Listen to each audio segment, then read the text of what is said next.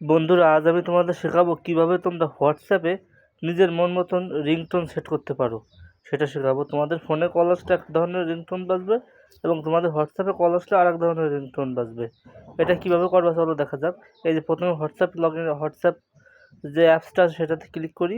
Click করার পর এর উপরে অথবা নিচে যেখানে থাক 3 ডট লাইন এখানে ক্লিক করতে হবে। ক্লিক করে সেটিংসে ক্লিক করব।